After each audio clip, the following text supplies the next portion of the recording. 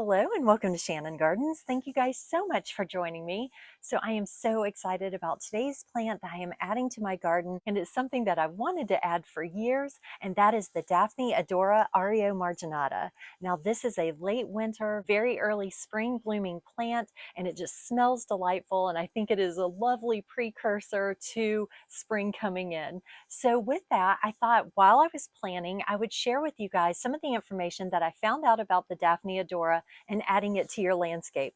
All right, so let's get to it. Daphne odora, or winter daphne, is noted as being the most fragrant of all daphne species. The Daphne odora is an evergreen shrub and has purplish pink to white flowers. The variety I chose, which is the Aureo-Marginata, is noted as being one of the more popular varieties and is a variety that has beautiful variegated leaves. The sun requirements are noted as full to part shade, although I read that morning sun and afternoon shade is ideal, particularly in hotter summer climates.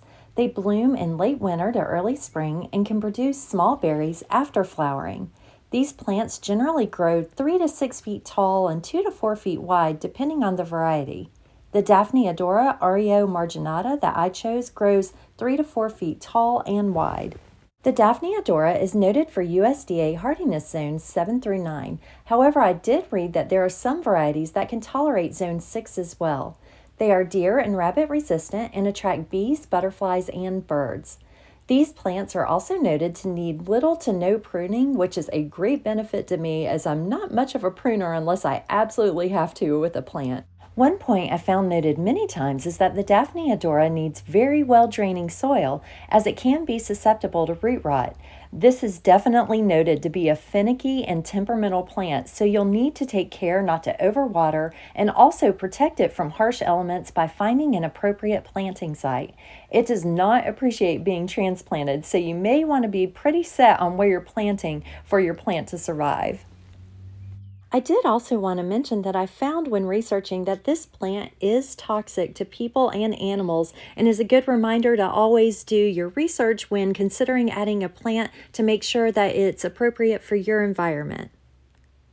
So as you can see here, I'm choosing to plant my Daphne odora in a container because I feel I might be able to control the watering a bit better and place it in a more ideal location than if I planted it in my landscape. With the emphasis on well-draining soil being so prevalent in my research, I made sure to add rock to the bottom of my container and then added additional perlite into my potting mix to help with that drainage.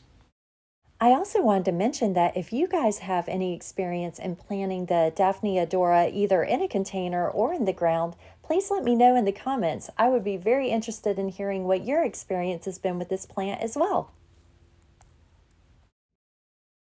All right, you guys, I have my Daphne odora planted, and I just think it's such a beautiful plant. The blooms are so lovely, and the scent is absolutely amazing. And I'm so excited. I think this is a wonderful, welcoming sign of the beginning of spring.